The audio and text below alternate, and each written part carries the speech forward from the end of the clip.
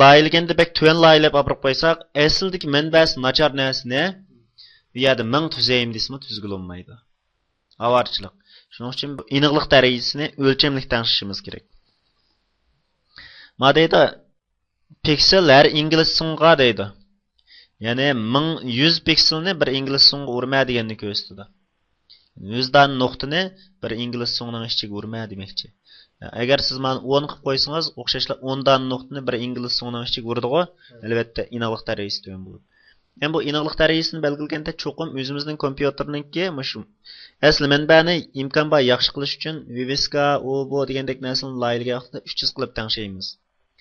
Agar to'rda yuqori sig'imlik narsalarni yoki yuqori aniqlikdagi narsalarni ko'rsatmoqchi bo'lsak 96 qilib tangsak muvaffaq.